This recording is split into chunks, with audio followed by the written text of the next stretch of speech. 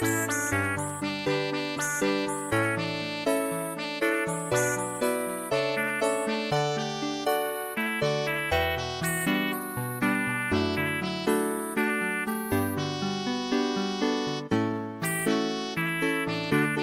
there, and welcome to The High Ground, a Duff bonus content show where we're taking the carriage into BBC's Pride and Prejudice. I'm your host with an extraordinary talent for flattering with delicacy, and I love stairs, Reuben Morehouse. I'm your single host in possession of a good fortune who must be in want of a wife, Elliot Diebold. I'm your silliest host in all of England, Georgia Diebold. And I'm your struggling guest whose feelings will not be repressed, Malia Webb. That rhymed. You better busted the song, Malia. I'm going to do the whole rest of this in rhyme. Wow. Yeah, Malia, thanks for joining us. I'm excited to get your another well-versed opinion on Pride and Prejudice in here today. Yes, I'm really excited. These are the two best episodes of a really great series, so I'm really excited. Interesting thought. That you feel these are the two best episodes. We're here to talk about episodes 3 and 4 of the BBC miniseries, I suppose. Yeah, why do you think they're the best? I mean, just that, like, Darcy proposal. I couldn't remember where the wet shirt Darcy is, which is very fun. So that was a fun bonus, but really just the horror that is that proposal is so good. I really wanted to talk about it. Yes, that is rough, isn't it? It might be. Like Darcy, I think you're meant to stop nagging them when you propose. Yeah, I think that's the way it goes.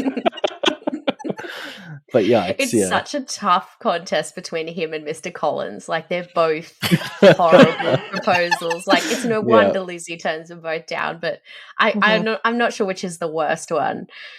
I also think these episodes are great. There's a lot of like big twists in these two, and I don't know if that's going to keep up for the next two. But like, I was completely blindsided by developments like 5 or 6 times this month, which is absolutely what I wanted out of this. Yeah, I think there's a lot more. This is where the drama picks up. Yeah. Now we've established everyone. Yeah, exactly. And it's a little bit more like, you know,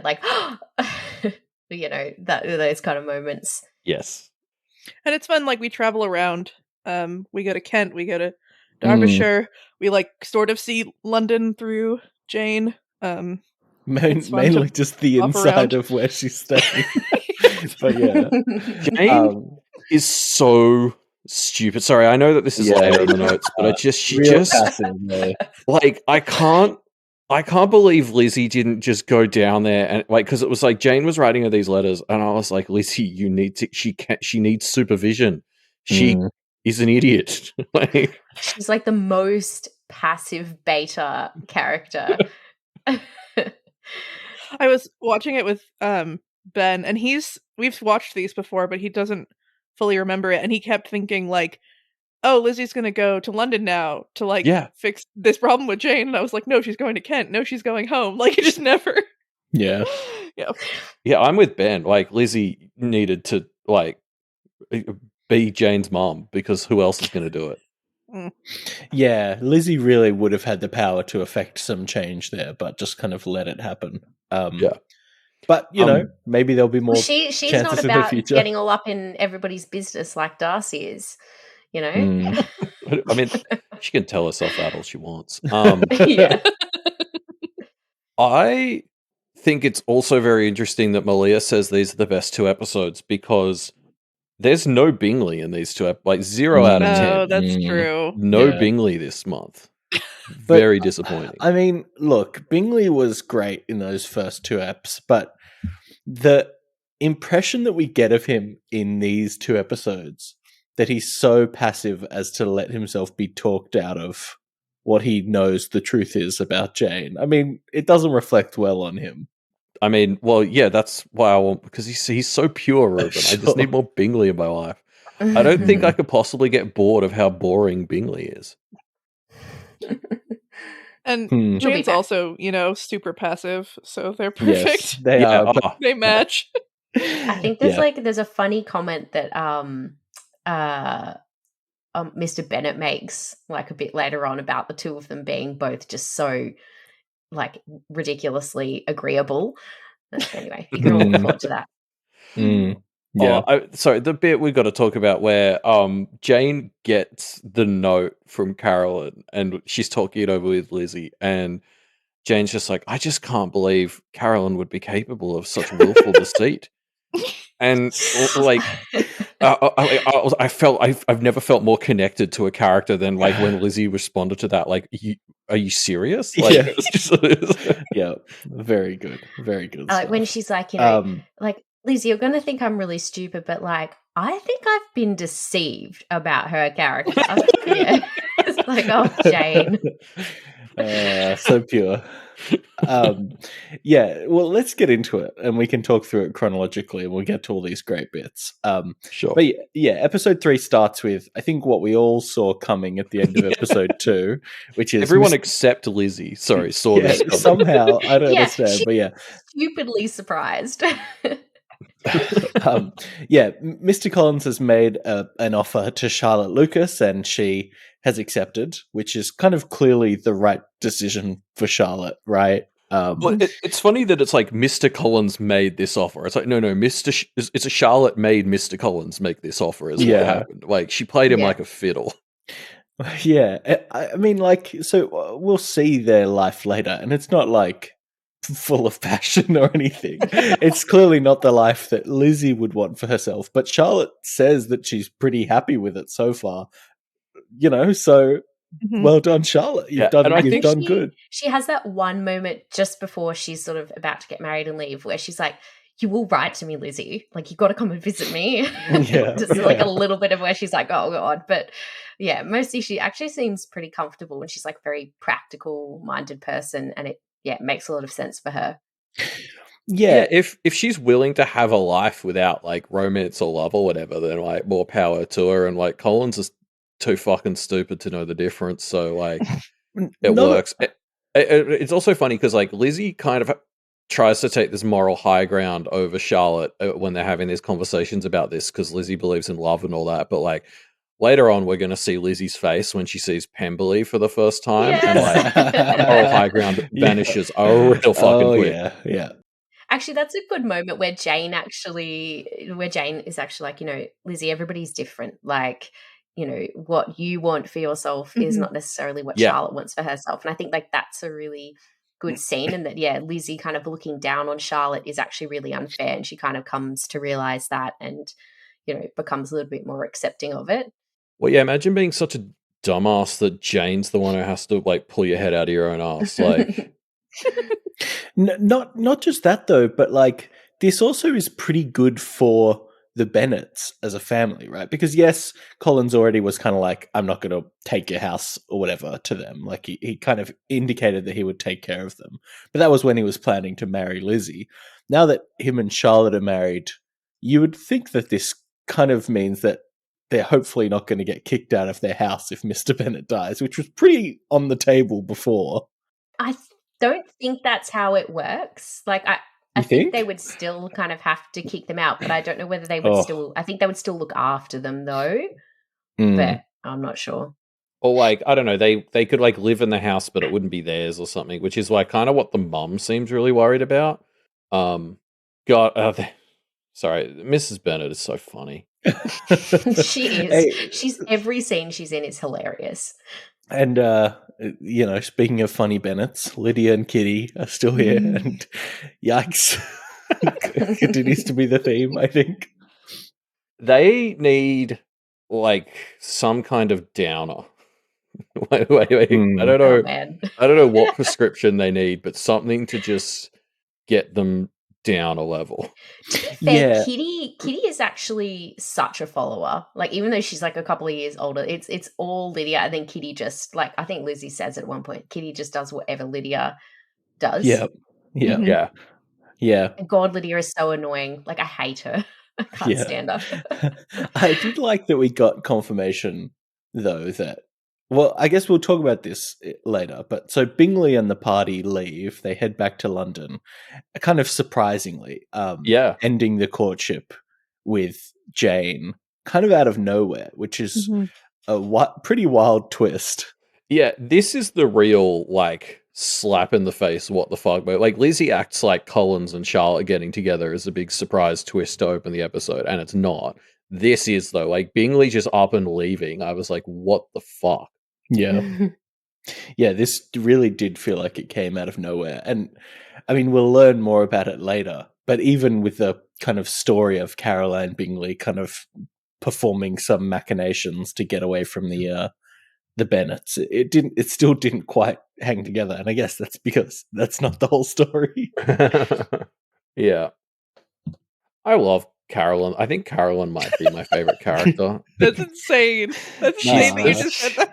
I like that she's this person who she thinks she's playing everybody, but she's actually like not very subtle at all. And well, the only people she can play is like Jane and Bingley. Yeah, because all women could do that. Like, that's not a high bar, is it? You know, her whole she's like, oh yeah, like my brother's so gonna marry like Miss Darcy, and I'm so gonna marry Mr. Darcy, and it's like in your dreams, lady. Like there's zero indication of either of these things happening. Yeah, Darcy is clearly so uninterested, which makes it all the better. That's what she's like. Somehow both an unashamed asshole and then also just a complete idiot. And I love that combination. Carolyn rules. I want more Carolyn.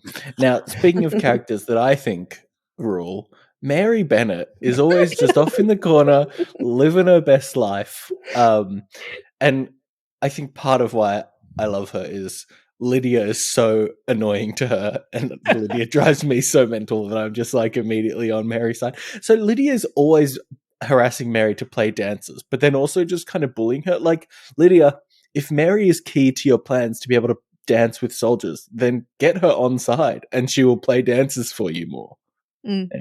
Yeah, she's a horrible sister. But I do love how Mary is just always like spouting just useless advice. Yeah. And every time you think, oh God, and then Lydia goes, oh, and then you're like, oh no, I hate that I hate that I'm like Lydia. Yeah. That's the funniest part, is that Mary and Collins would have been such a perfect match for each other. I'm kind of sad that it seems like that's never going to happen, because they would have been so perfect. I could totally see Mary getting on board the staircase talk. Like, yes, she seems like that flavor of boring. Exactly. So they would have been perfect for each other in a really fun way. 64 windows, you say? Yeah. I think she's like proudly not a kiss ass. Like, she's always in the background and says things like, I wouldn't have any fun at Brighton. It sounds horrible. And it's like, literally no one asked you, Mary. But she doesn't seem to like Collins enough. Like, they do have similar interests, and so maybe she could get on board with like kissing, or at least watching her husband kiss Lady Catherine's ass or whatever. Yeah, I mean, they're both kind of churchy. Like, they both have the vibe, right? Yeah. It is good for Charlotte's sake that she didn't have romantic interest in this pairing with Mr. Collins, because there is no room for another woman in his life, realistically. Right. He, like, and not because he's got romantic interest in Catherine de Bourgh, although I'm sure if she suggested something, he would do it. But of course, he just jump at the opportunity. Oh, he like the condescension. The rampant simping that he does for Miss Catherine de Bourgh is so fun. He's a fucking great character. And he's such a, like, that's the thing about him that makes him so much fun as well. He's so fun to like. He's not, like, he's a weirdo, yes, but he's not like problematic. You know what I mean? Yeah, what's like Charlotte says? She's like, he's not at all vicious or unkind. Yeah, he's just ridiculous. He's just a weirdo, and that's he's just very zero fun. ability to understand sarcasm. Like, I just love Lizzie's always being like, when she's like, oh no, like, I'm going to be so gutted to leave Rosings. Like, oh, and he's like, oh, you feel it so acutely. She's like, yeah. It's perfect. I got to give so much praise to the actor who plays Mr. Collins, because there's that scene where he's chasing them down, being like, I can't even remember. I think he's talking about how, is it the Darcys are here or something? Like, no, it's Darcy and Colonel Fitzwilliam are there, and he's like, you have to come. He's chasing after them, flagging his hat, and it's like the most from his mind, it must be the most dramatic, tense situation that's ever existed. But everyone else is just like, why are you freaking out so much? Why is this great? Why is this penguin charging at us? I can't remember Charlotte's little sister's name, but she like fucking Mariah, legs it. So she fucking legs it. I love that. It's so she's funny. so on board with everything Collins is going on. It's so funny how much she's just fully on board with like living in Collins' world. Yeah. He's so good. He's perfectly cast. No, but like I think the best thing the actor does, it's the little mannerisms in close conversation. Like he always holds his hands in just the weirdest spots, and it's just so off-putting. Yeah. David Bamber is his name, and man, this actor. I don't know what else he's been in, but he's just perfect. Yeah. I was trying to talk to Ben because Ben was really defending Mr. Collins, and I agree. He doesn't seem like a bad person. I just like wouldn't want to be around him. Oh yeah. And I reminded him like, okay, like, you know, Charlotte has contrived this way where she like sees him as little as possible. Like she tells him to go on walks. She puts him out in the garden. She puts him in the room with like the big window that faces the road so that he can like run out whenever anyone drives by. And I was like, okay, but like he's just like a dog. You just made him sound so much like a dog. That was so good. She puts him here. She puts him in the garden. She like presumably she has to have sex with this man, and I was like, that sucks. But not much. I mean, you can tell he's probably not. He doesn't fuck that much. But presumably they're like gonna have children. I guess maybe I don't know. But like but that's the thing. Ben was like, well, maybe he's like really good in bed, and I just look at him, and then like later on, when he goes off over to talk to Elizabeth when she's leaving, and kind of be like, yeah, I guess we would have been bad for each other, and also isn't it so great what I have? He like is like, me and Charlotte are perfect for each other, and he looks at her and he does the creepiest fucking wave with his hand. Great actor.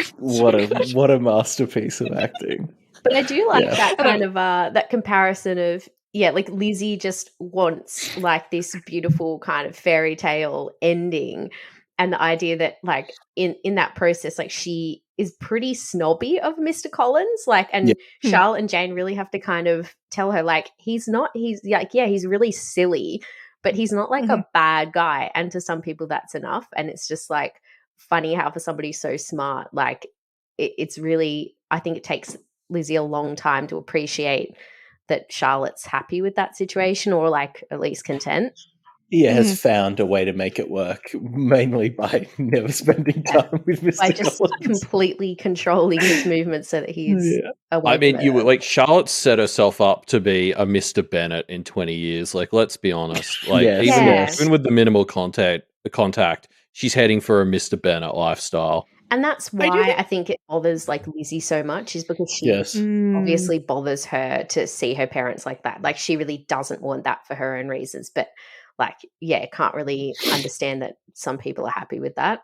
Yeah, I do think that Charlotte is more considerate and sees Mr. Collins as more of a human than Mr. Bennet sees Mrs. Bennet. But I guess after 20 years, 25 years of like constantly trying to spend as little time with her husband as possible, she might stop seeing him or see him more like something to be avoided. What if he's still carrying on about staircase design in 20 years? She's going to stop seeing him as a complete human, because like, I mean, you would. And I mean, I don't know which is worse. Like Charlotte just tries to aggressively minimize the amount of contact that she has with him, whereas Mr. Bennet just winds Mrs. Bennet up. Like he deliberately makes fun of her for his own enjoyment, which I think is worse than just avoiding her at all costs, which he does a bit. He sits in his study a lot, but and he's always like, don't disturb me. That was so funny in this week's episode. I think it's when Lydia is leaving and Kitty is just having a full meltdown. He's like, I am not to be disturbed. He deliberately makes her cry and then says, by the way, I'm going into my study, nobody come in. It's like, oh God, so mean. And he wonders why his daughters or the younger ones are so insufferable. It's like, you're not parenting them. Yeah, I like when Lizzie actually says that. She's like, you have an obligation to try and control Lydia. And he's just like, I can't. There's nothing to be done for it. She just needs to go have her stupid time and then it'll all be fine. And anyway, we'll see. Yeah. But yeah, so Lizzie is also left in the lurch by her romantic partner in this first episode as Wickham goes off to marry a different lady and her £10,000. And we'll check in on that later, I guess. Yeah. It's worth noting, as well as the £10,000, apparently she's super ugly and has lots of freckles. Yeah, she seemed fine in the one scene we saw. Yeah, the casting was terrible if she's meant to be unattractive. Why didn't they just cast somebody who's ugly? Why did they make her pretty and then try to make us believe that she was ugly? I don't get it. Well, Ben pointed out that, like, is that like an Irish, like, like they could be a slander kind of racist kind of thing? Because she was redhead, she had, and like being like, oh, she has freckles. Yeah, that I wasn't sure tracks. if that was what they were kind of going for. Yeah, because they did for Anne. I mean, I think that the woman they cast for Anne is like attractive enough, but then they just put like the darkest makeup around her eyes, so she looked like she was dying. They didn't do that for Mary King. Yeah, yeah, that she really looks like she's about to keel over at any moment. And I love when like Lizzie is just super like nasty. As soon as she sees this, she's like, "Oh yeah, that'll be such a good wife for Darcy." Like she looks horrible. So mean. She's overjoyed. It's so shitty. Super petty. I really enjoyed, like, the Wickham stuff was fun because I actually made a comment like as the episode was starting and like Lizzie was vibing with Wickham. It was like the first time we've actually really seen Lizzie genuinely enjoying someone's company in this whole fucking show. And I was like, it's actually like, I know the Wickham stuff's not going to work out, but it was really fun seeing Lizzie actually like vibing with someone. And then it just didn't like, I thought it was going to be another episode or two before he fucked up. But like, wow, he just disappears like less than halfway into this episode. Yeah. It's interesting that we get Wickham having this like debrief with Lizzie around here as well, of like just kind of saying, look, I can't do this. Like I need to find someone who will elevate my status more. Like, I don't know, it's this kind of weird little interesting denouement to their courtship. Lizzie's surprisingly cool with it. Yeah. Yeah, I guess it's, I don't know, maybe I've watched Emma a lot as well, but it's that kind of same thing. It's like, she's not actually in love with Mr. Wickham. They're just kind of friends, I think. But she doesn't know the difference because she's never been in love, I don't think. So, you know, it's like it doesn't actually gut her, I don't think, because, it's not like, like you said, I think it's just one of the only people besides Jane whose company she actually likes. But I don't know that she's in love with him. So she's kind of like, oh, yeah, sure. well, I mean, not yet. Shit sucks. Like, all right, cool. Yeah. I also thought it was fun that clearly, like, Mr. Bennet didn't really buy Wickham's whole story. Like, even when he's first leaving with Mary King, they've met him and Mr. Bennet's like, nah, there's something sus about it. Like, he keeps carrying on about his misfortune. I don't buy it. It was just like, he just saw right through him. Yeah, he's like, oh yeah, it was so nice of him to just tell us all his backstory, like his whole fucking life. Yeah. And she's like, well, I believe him. Right. Yeah. Really private details of his life, like to strangers. Yeah. It's actually a really weird thing to do, isn't it? Lizzie heads off to visit Mr. Collins and Charlotte Lucas, or should we call her Charlotte Collins now? I'm not really comfortable with that. I'm into it. She deserves it. I mean, that's what she signed up for. Collins. But I guess she is referred to as Mrs. Collins by Lady Catherine de Bourgh. Anyway, I mean, some great Collins bits here. He's talking about staircases. He's talking about a closet and how wonderful it is. He is, as he describes, a wonderful conversationalist. He's just great.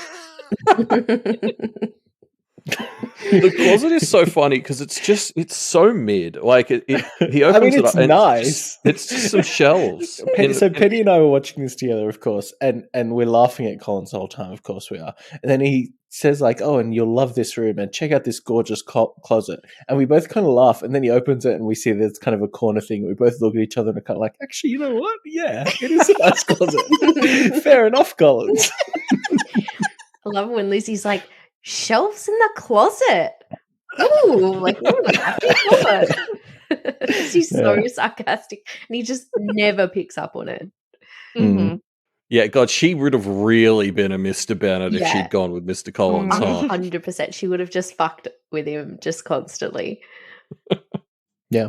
But yeah, so then we finally meet Lady Catherine de Bourgh. And Darcy's there as well, but yeah. It's Bough.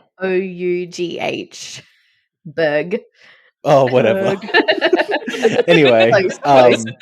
I do love that Collins is kind of sitting at his window like a puppy waiting for her coach to arrive. And then it shows up and he's like, "Oh my God." And everyone in the house starts freaking out. "Lizzie, come quick. You have to see this. It's an emergency." And she walks down. It's like, "Oh, it's a carriage." Okay. Yeah.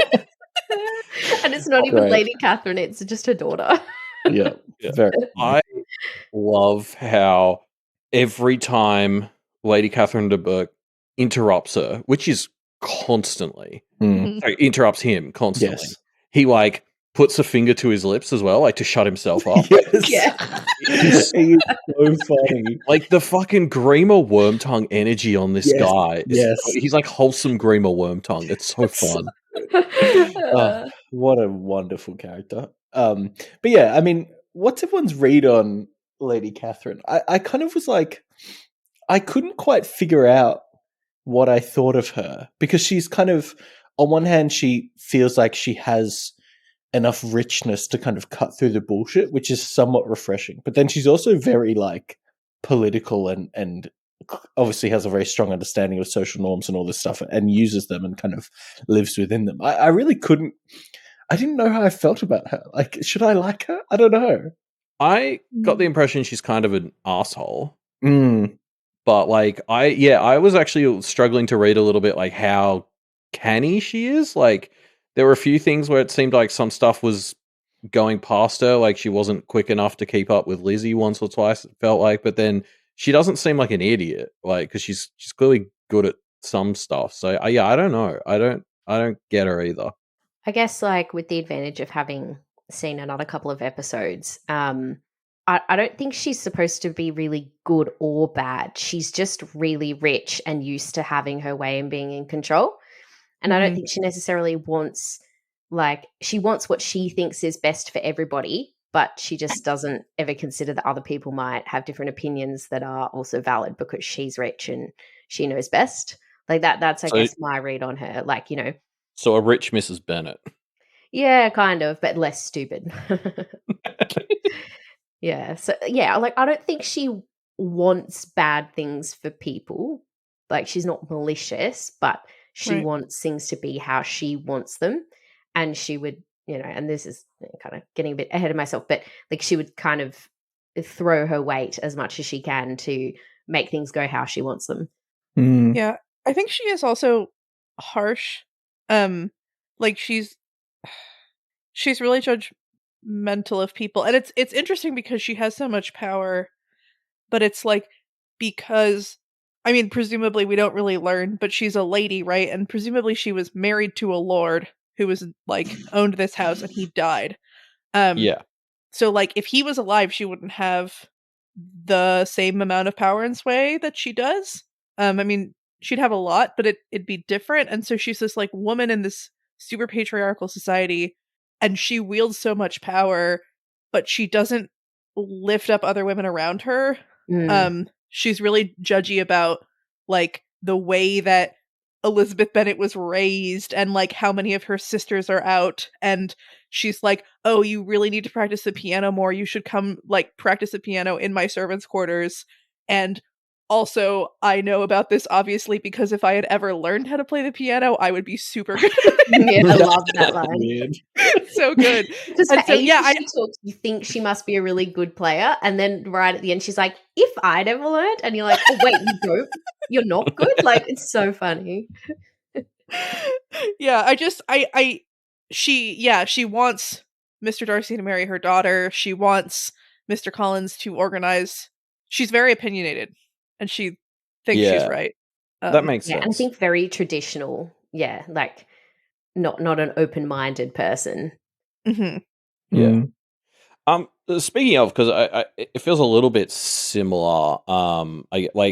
There's a really fun setup in these two episodes in particular, where like Lizzie is the only person on the planet who doesn't realize that Darcy is into her. Yeah. She says like, why and is he doing this? And everybody's like, oh dear, I don't know. yeah, fucking this exactly the sort of shit she's usually saying to everyone else. Yeah. But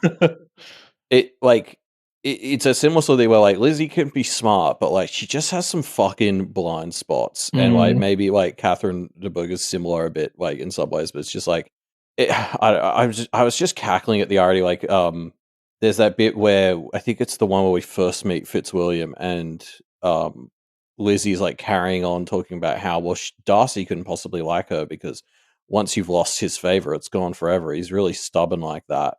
And it like, which to be fair, he said about himself. But it's like, but it's just like because she's the only one in that room at the time who doesn't realize that he's mad keen on her, and it's just this hilariously like even more hypocritical than she means it to be statement. It's very funny.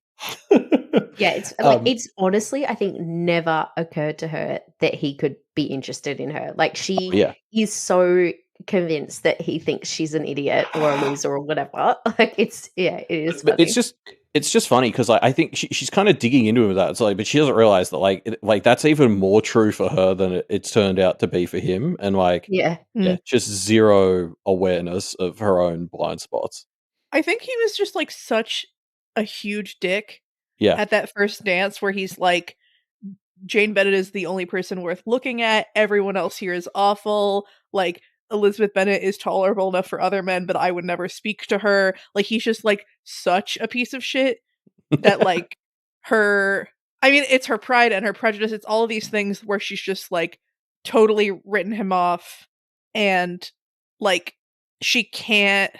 I mean, and he also is just like this weird like wooden automaton who never like smiles or does anything at all natural. And so I could see how she would just be like, no, this man like is a huge dick. But it is funny when it's like, why is he staring at me? I think that's so true. Like he slighted her pride at the very start there where he like called her tolerable and refused to dance with her. And she's just like such a proud person. And then she immediately decided to fight that by making fun of him and all that kind of stuff. And she just like keeps doubling down on that so much that she becomes completely oblivious to the fact that he's into her. And yeah, like you say, like also just like totally unable to see him in a different light until she sees his beautiful house. And him not act like a wooden automaton. He does like I really like that he like she said, you know, he's like, oh, I'm not good with strangers, and she's like, well, why don't you practice like I want to practice the piano? And then like a few scenes later, he's like, all right, here I go. Like he tries so fucking hard. He does well, to be honest. It's really turns out he's completely fine with strangers. He just literally never tried. Yeah. It's so funny. I really enjoyed the pivot this month to like him just being like an awkward nerdy dweebus around Lizzie for the first 3 quarters as well. Like it's very funny how he's just like completely tongue-tied. It's big like Kif from Futurama energy all of a sudden.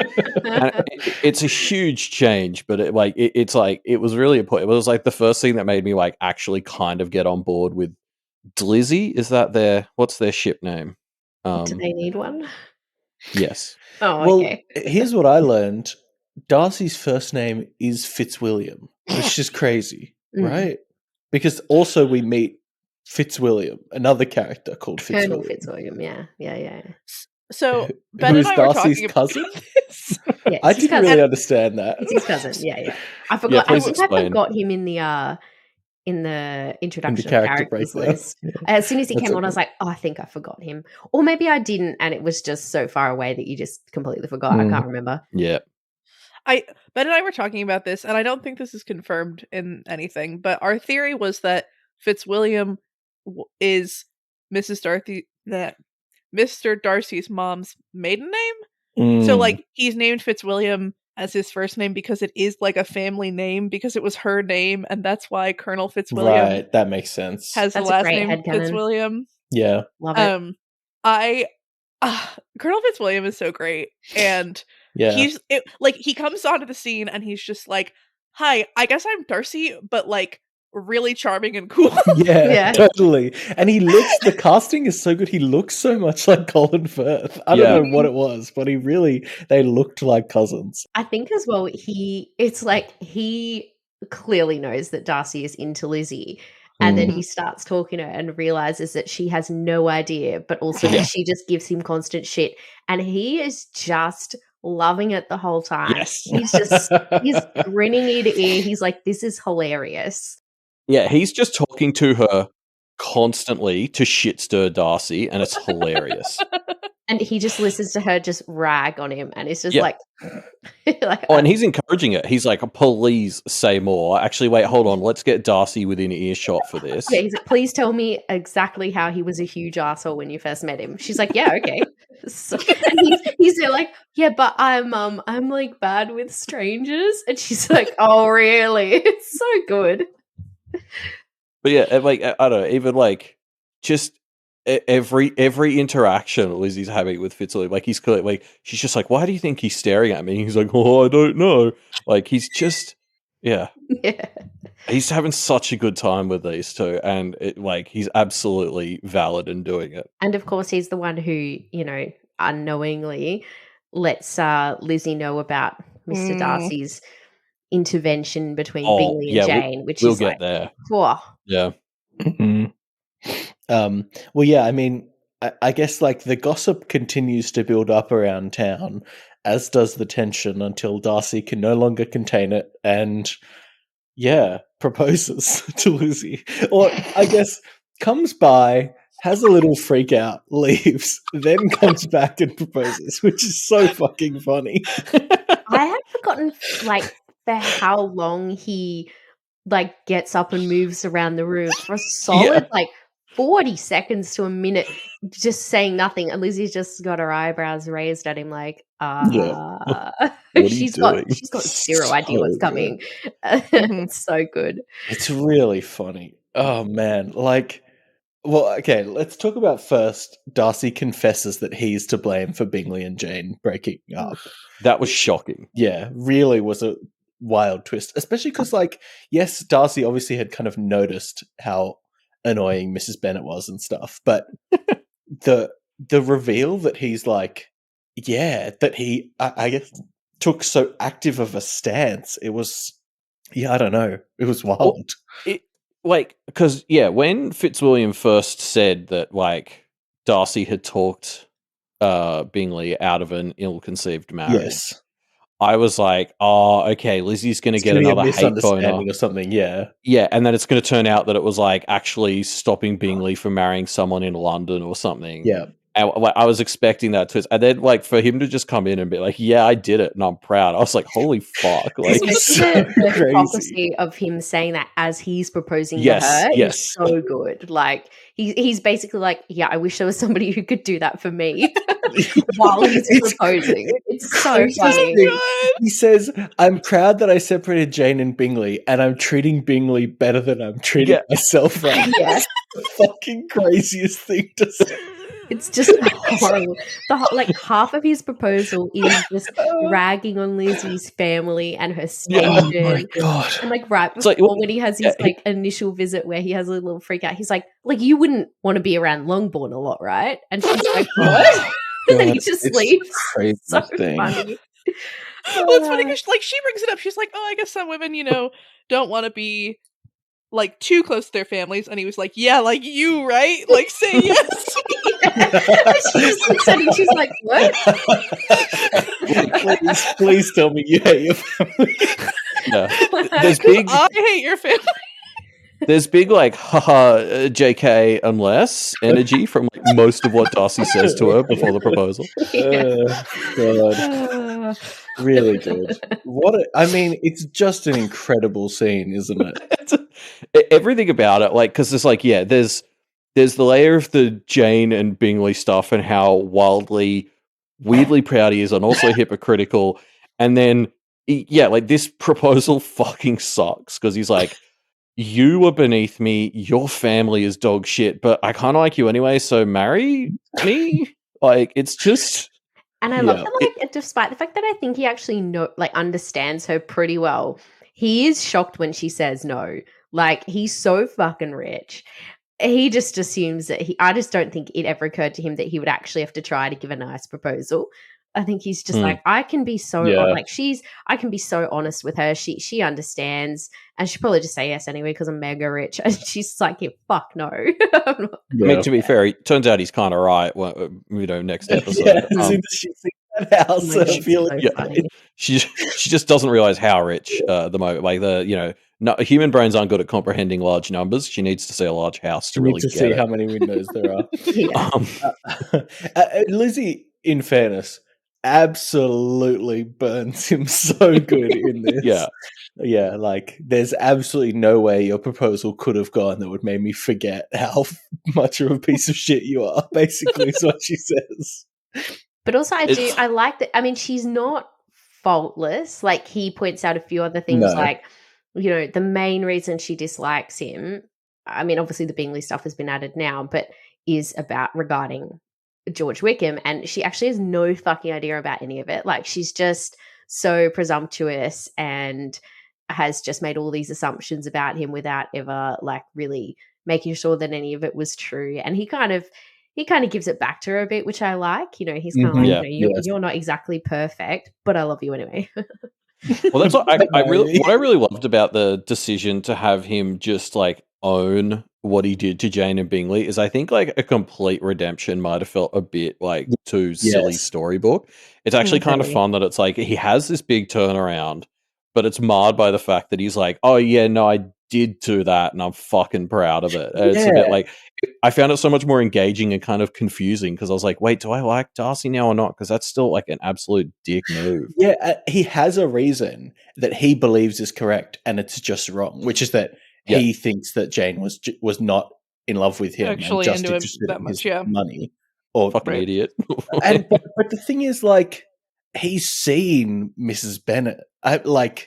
It's kind of a fair thing to think after interacting with Mrs. Bennet and seeing Lydia and Kitty, who constantly just talk about, we want our family. I mean, Mrs. Bennet explicitly just says, I'm going to get my family to marry rich. Like, you know what I mean? Like, it's kind of... he's not totally out of line. But very fair to think after having met Bennet. Jane is very... Like, she's not a very expressive person. So, like, you could see how he, especially if he thinks, like, well, if Bingley's going to, like, marry so far below his station or whatever, like, he's not even convinced that this girl's in love with him. So it's not, like, as malicious as Lizzie makes it out. Like, he doesn't know that Jane is in love with Bingley because, to be fair, she doesn't make it all that obvious. Like, and something Penny reminded me was in one of the previous episodes, I think episode 2, Charlotte Lucas says to Jane, like, you have to be more openly affectionate. Like, show a little ankle, girl. Yeah.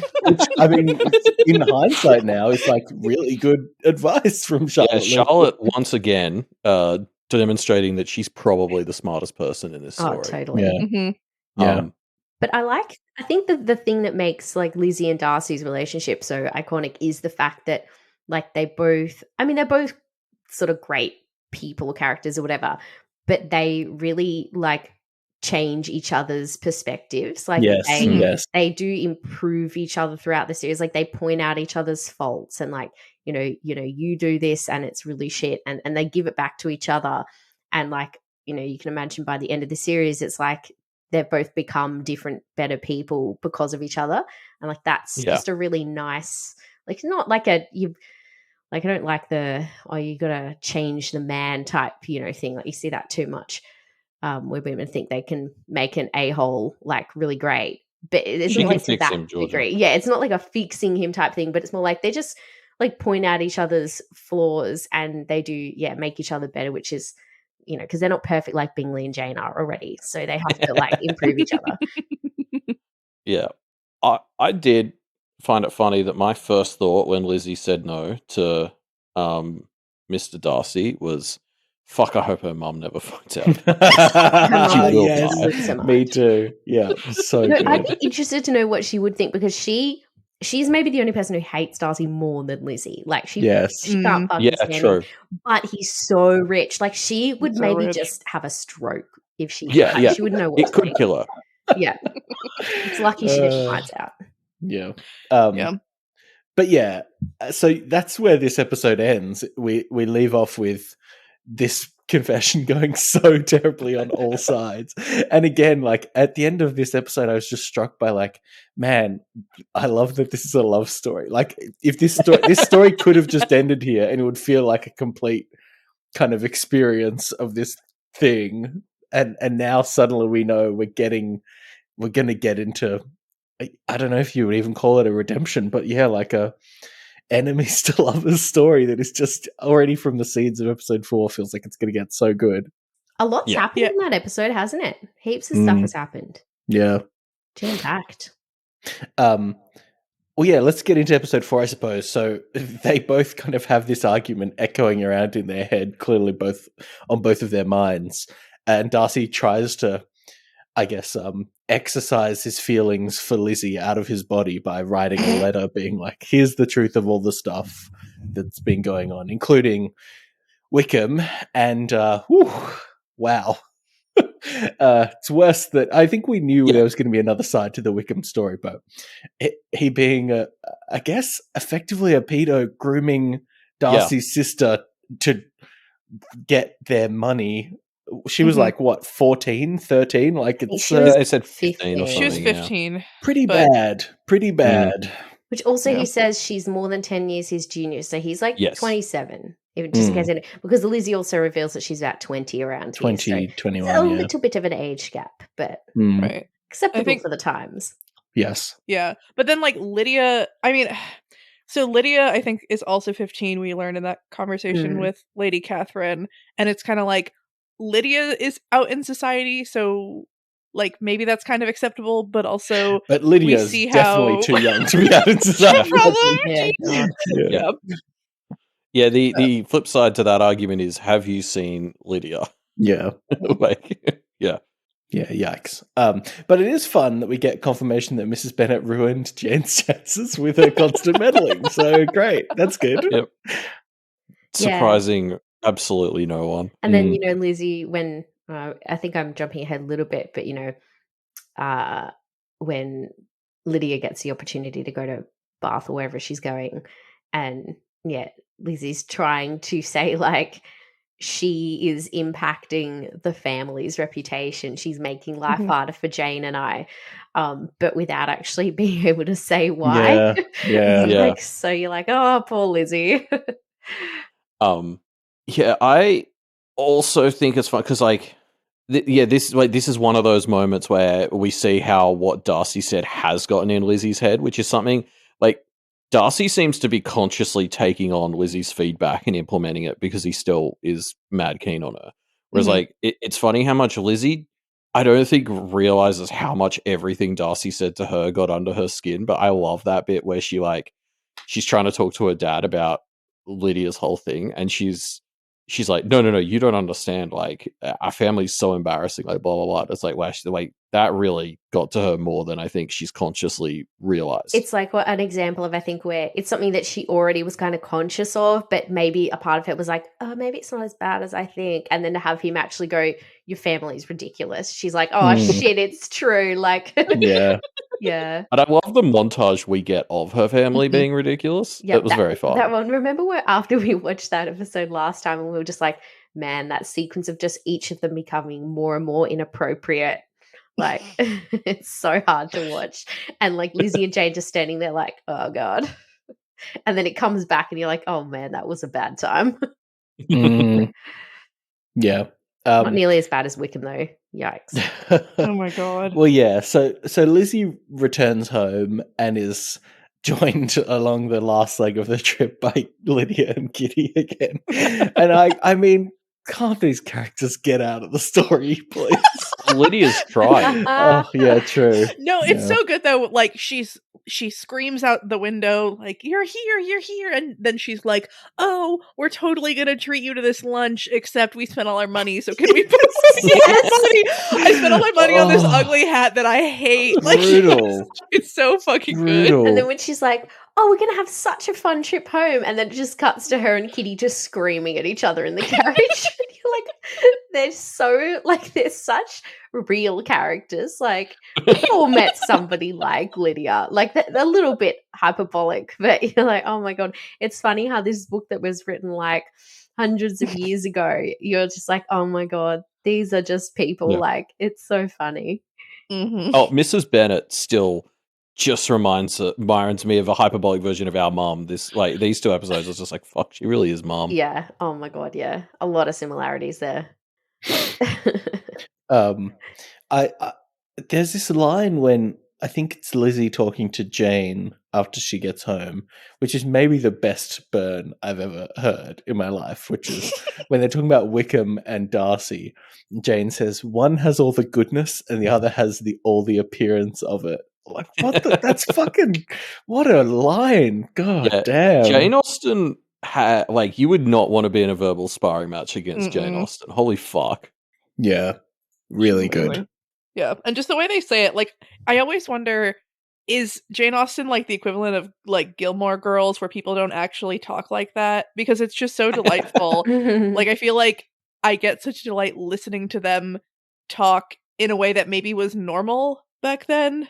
But like, yeah, I don't know. It just, it feels like, because when you read the books as well, the sentences are incredibly long. Like, as in when people are talking, I just remember, I mean, I haven't read one, if I'm being totally honest, for years and years, but I remember just, it's like, so the sentences are so long, and like, they'll start off with a concept, like, you know, they'll be using a metaphor, and then it ties together like a paragraph down, and you're like, oh Jesus, like it is actually a little bit challenging to read, because like just the way that she writes, like it's quite clever, but the like, I don't know, the sentences are really, really long, and the concepts kind of run for quite a long time. Like, you got to kind of keep track of what's happening. And I remember thinking the same thing. I was like, did people speak like this, or is this just how Jane Austen would speak if she was everybody, because she's really smart? I think it's the latter. Yeah.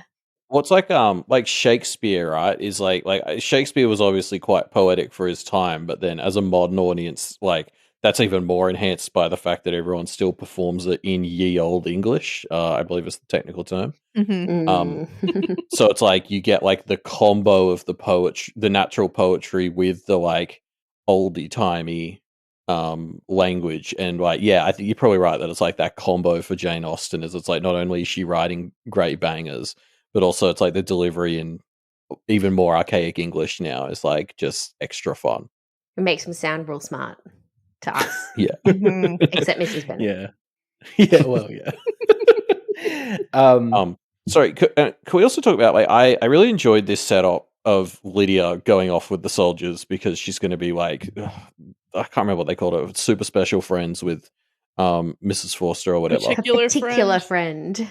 Yeah, which sounds like a weird sex thing.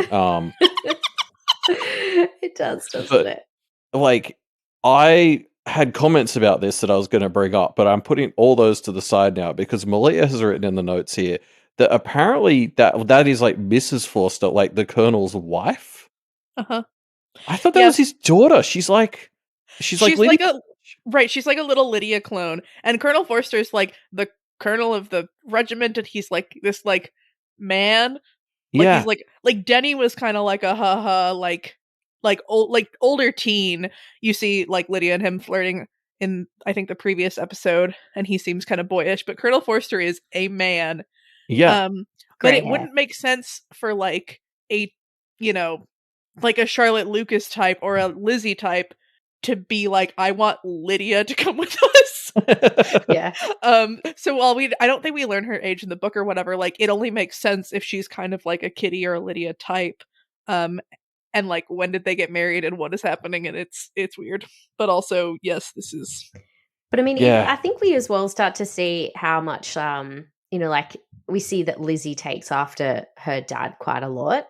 like in terms of her personality. And you start to see how Lydia is very similar to Mrs. Bennet, like just really like pretty vapid. I don't think she's quite as stupid, and maybe like a little bit of a meaner streak than Mrs. Bennet. But the two of them just carrying on about like, oh, the officers, oh, like Mrs. Bennet going, I remember when I liked a red coat, and it's just like they're, I think, peas in a pod. That conversation was exactly something our mum would have said too. It was like, that was one of those moments where I was like, oh my God, make it stop. Do you know what? I had this realization, where Lizzie and Jane are in the garden, like getting flowers, and then Jane goes in and Mrs. Bennet comes out and starts talking to Lizzie. And I was like, her voice always just reminds me of some other thing that I can't quite place. I realized she sounds like Monty Python character. Like, he's not the Messiah, he's a very naughty boy. She has the same voice. I was like, oh, finally, that has been bugging me for ages. It's the same voice. Oh, well, I'm not going to be able to unhear that. Yep. Enjoy.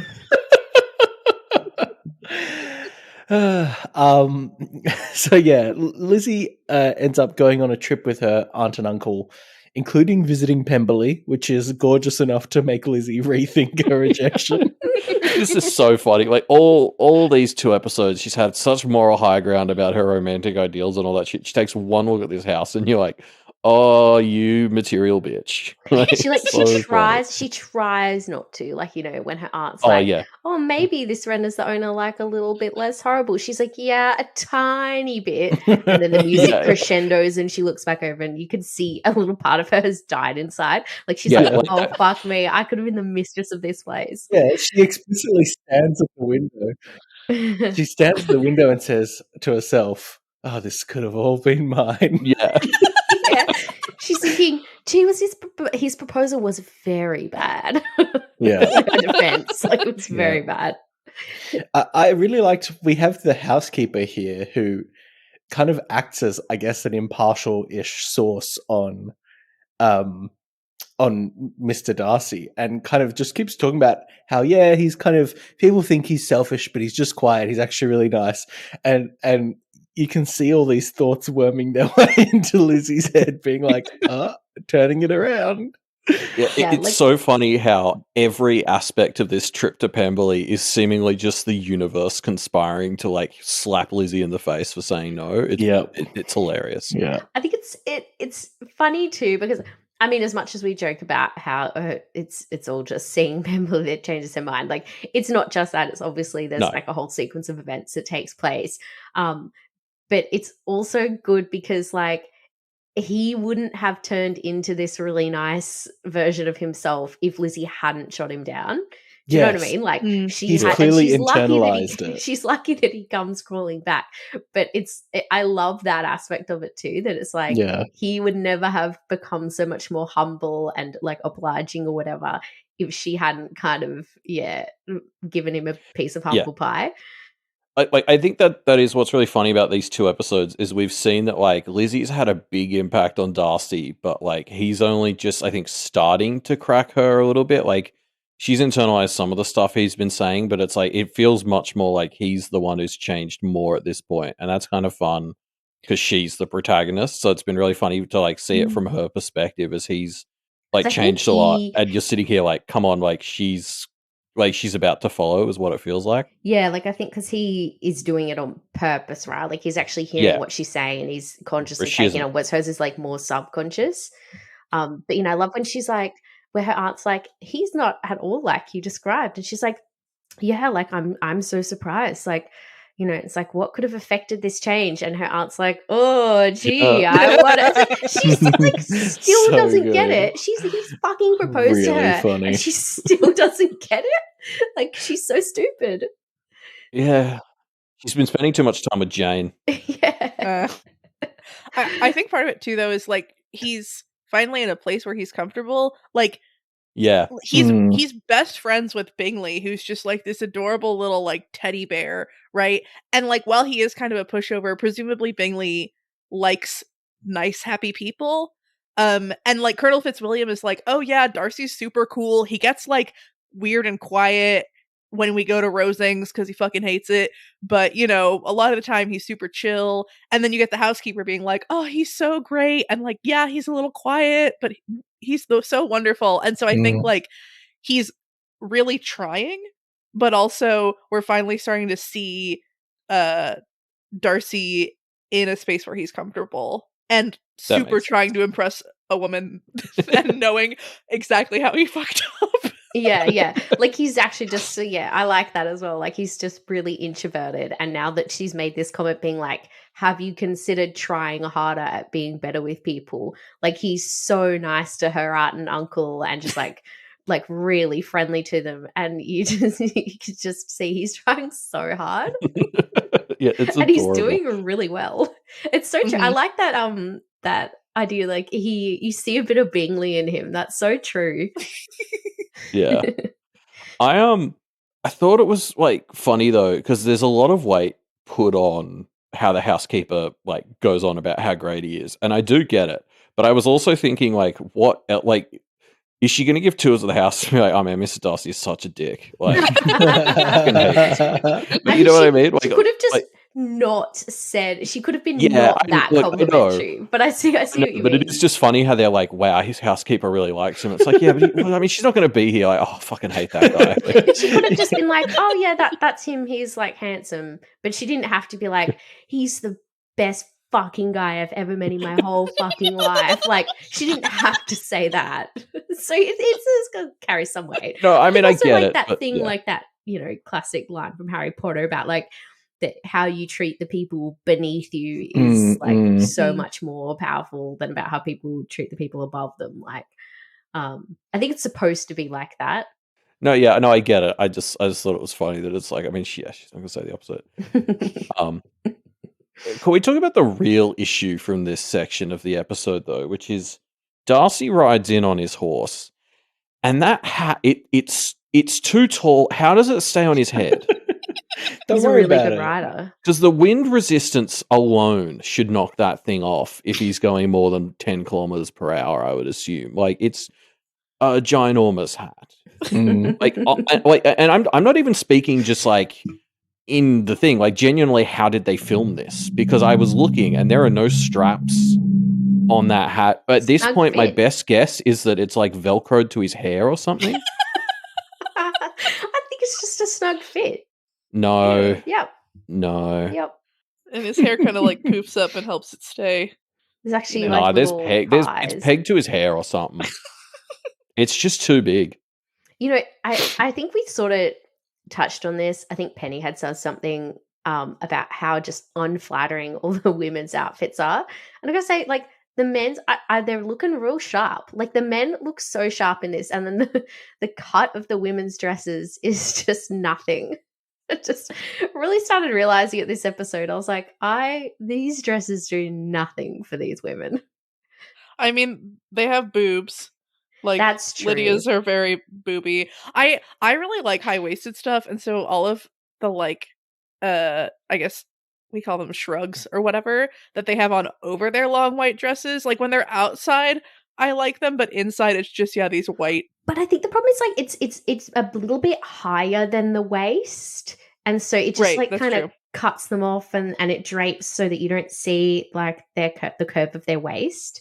Because I've been thinking about it a lot ever since it was mentioned in our last I was like, yeah, these are, they do accentuate the boobs, you're right. But apart from that, it's just like, and some of the bonnets, Charlotte's bonnets are disgusting. Like, I couldn't stop. I just was looking, I was like, Charlotte's taste in bonnets is like, Lydia must make fun of her behind her back. Like, they are awful. Charlotte looks like she's cosplaying as Boss Baby half the time. Yeah.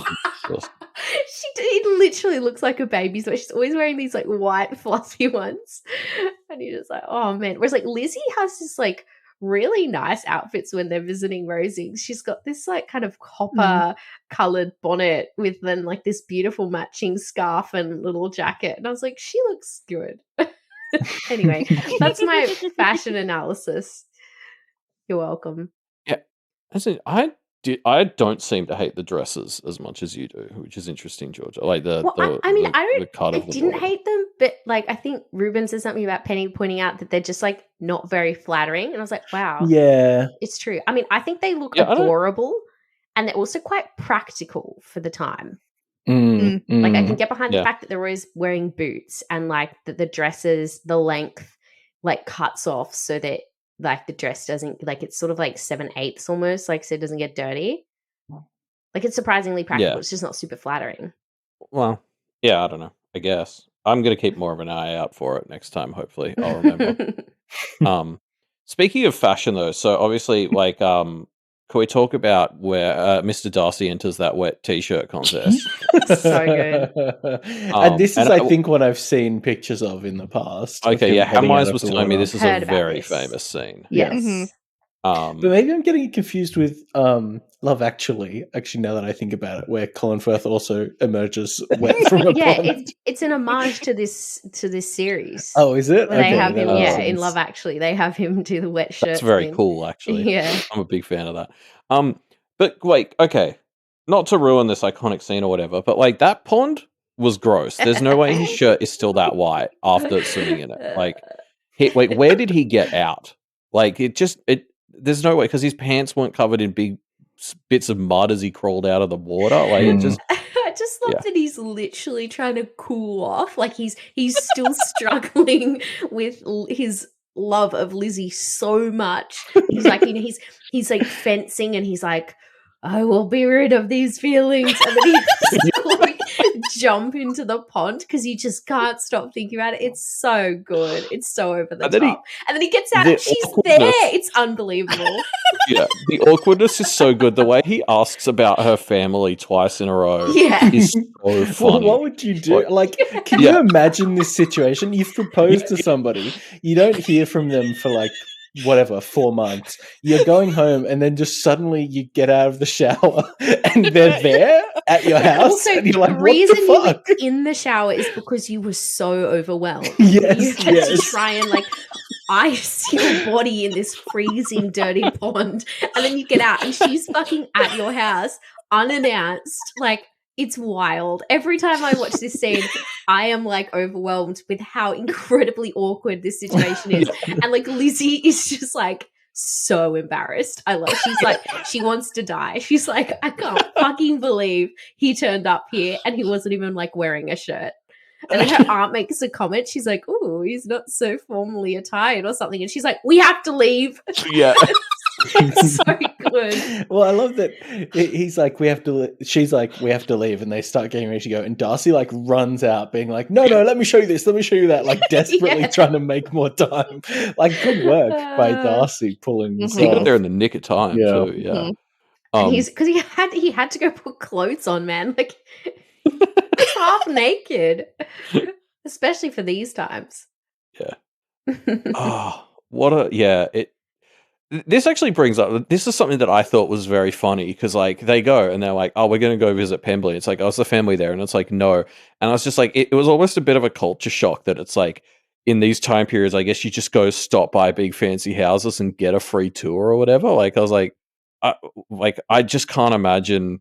I don't know what else you do with these houses, but it's so wild to me that it'd be like, oh, let's just go visit this house. It's like, that's not my house if other people can just walk in there and visit. Like, it's kind weird. of interesting to me how they, like, seeing how they traveled, like, what tourism, like, they're just kind of in their carriage and they're just, like, kind of going around looking at the, like, wild countryside. And you're like, that's sort of nice, but also it has to get boring pretty quick. Like, yeah.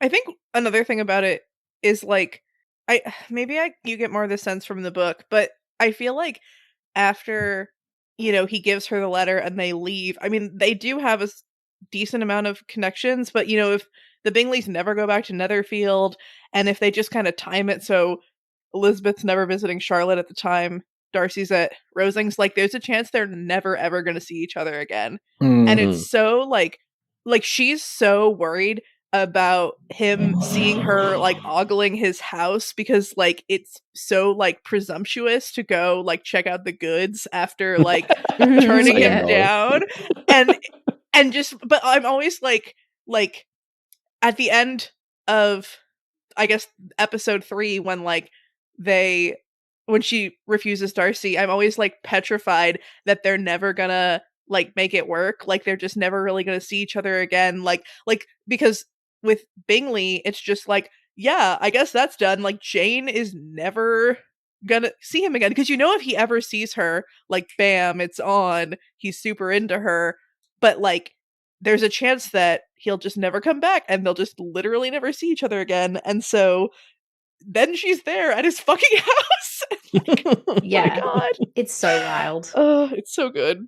That's we've been watching. It's ended now that George has just moved for a bit, but we've in this household there's been a bit of a marathon of shit movies going on. Oh yeah. And we watched Twilight, and it was my first time really seeing that movie. And the bit where simultaneously better and worse than I remembered, but anyway. Yeah, it was funny, but like the bit where Edward is just watching what's her face sleep before they've even really talked to each other, and it's super creepy. And like that must be how Darcy feels in this moment, where it's like he turned his back for 5 minutes, and now Lizzie's just in his house.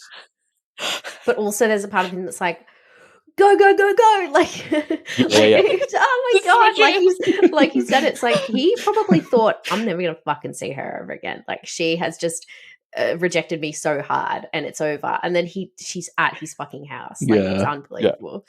Right. But the contrast I like is, so Lizzie's just been to visit Charlotte and Mr. Collins, and like somebody kind of mentioned earlier, when she's just about to leave, Colin's kind of like low-key comes to rub it in her face a bit. Like, he's like, oh, so you see how like comfortable and happy we are and all this kind of stuff. Like, and you can tell he's kind of trying to like make her, or he assumes that she regrets rejecting him and stuff. Whereas like when she goes to Pemberley, like Mr. Darcy never really, like he says, oh, so do you like Pemberley? And obviously she's like, yeah. But he doesn't like rub it in her face at all. Like he's not like, oh, wow, gee, like, look how fucking great my house is, like Mr. Collins kind of does. I liked that contrast. Yeah. Like he's trying to be like humble and cool. Yeah. Well, I mean, the other read is that it's just because he's still thirsty and available. Like Mr. Collins found Charlotte, whereas like Mr. Darcy's like, so you like Pemberley? Like, yeah, you still want it? Like, I mean, his vibe's different in part because he's still chasing. I get the vibe that he's more just, I mean, I agree. He has to have that, it has to come up in conversation, but it doesn't have that same vibe of like, he's not, I know he is still pursuing her, but he's not trying to like rub it in her face like, oh, gee, look how nice Pemberley is, like you should so marry me or want to marry me. Like he's just kind of having a conversation where, and it just is like really contrasted with Mr. Collins, who's kind of literally just kind of tried to rub it in her face. Like, gee, you saw how nice my closet is and all those stairs. Yeah.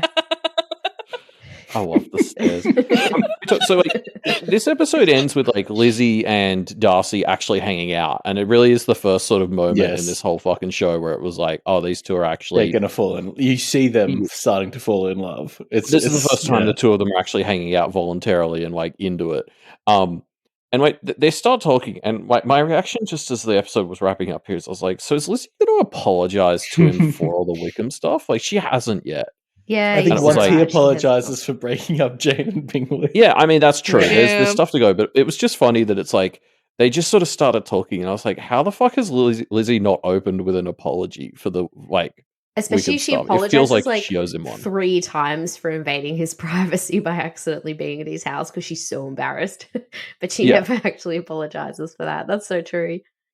I think that it's just like, how do you even start talking about that? Like the most intimate conversation you've had with this man is being like, fuck you, fuck your face. Like, how dare you propose to me? And like, cause he wrote a letter. He had to like pass her a note and then to go and be like, oh, so maybe you're right. Sorry. Like it's his sister. And like, she was almost like groomed into this creepy marriage, just like all these things. And how do you be like, so by the way, Sorry. That's true. Yeah, I guess write him a letter too. Their conversation has been more superficial than that. Like they've been essentially making small talk. It's true. It would have been like pretty full on if she's like, oh, like, yeah, I know that we've been like chatting about, you know, the weather and how your sister's coming to visit tomorrow, but also I'm really sorry for, you know, standing up Speaking for of your the sister. dude who, yeah, exactly, like groomed your little, yeah, they haven't really gotten that intimate yet. Yeah, maybe this is more indicative of me being at Mr. Collins level conversationalist. Yeah, I think they're just they probably haven't quite gotten to that depth yet, have they? Yeah. I think it's funny too that Darcy's like, you know, she's gonna leave and go back off to wherever the fuck, and maybe he's not gonna go again. And he's like, okay, like I have to lock this down right now. Like you have to meet my sister. Like we have to like let's fucking go. We're gonna get you fishing. We're gonna like trap you in my house for as long as I can get you here. It's like so true. But he's so nice to her aunt and uncle that like they can't possibly, like, he's like, come fishing. That's so true. He's like, you can't leave now. I'm too nice. It's good though. Like I don't know. It just feels like such a turnaround that you can see how clearly her words have settled in his brain and are actually making a positive change. Like it feels nice. I think especially when you've got like the aunt and uncle who kind of help hammer the point home. Like, you know, Lizzie's basically told them like, oh, this Darcy guy's such a piece of shit. And they're like fully making fun of him with her, you know, when they're coming up to Pemberley. They're like, oh yeah, gee, he sucks, doesn't he? Like they've never met the guy. And then when they meet him, they're like, Lizzie, what the fuck? Like he's so nice. And she's just like, I don't know. It is very funny. Like it kind of helps cement how much he's putting on this completely different side of himself. Yeah, I'm super excited to meet his sister, by the way. Like, especially like it's so funny. The actress? No. She was the baddie in season 1, maybe to 3 of Merlin. Oh God, really? Okay, well, I'm looking that up right now. I know nobody outside of our family has watched Merlin, but this is going to be a big deal for me. Such a deep dive. But because I remember, well, because I watched this, I think, for the first time when Merlin was coming out, and I was like, oh my God, it's like more ghosts. Anyway. Holy fuck, it is too. Yeah. She's obviously a lot younger in this, though. Yeah. Right, so what are you expecting? Like super evil? Like yeah, well, okay, now, yeah. No, it's just funny because like Lizzie, it's okay because Darcy is like, you have to meet my sister, which for me, I was like, that's about as serious as it gets. I mean, I know he's already proposed, but like, you know, that's like this means as much, if not more, to him than like meeting his parents sort of vibes. And Lizzie's just kind of like, oh yeah, okay. Like I didn't really get the vibe that she saw how like a big deal that's going to be to him. And like, that's why I'm kind of hoping that the sister is, I want her to be kind of judgy, although I feel like, I don't know, maybe because she's been set up as a bit more of a Lydia or something. I'm super fascinated to see what she's like.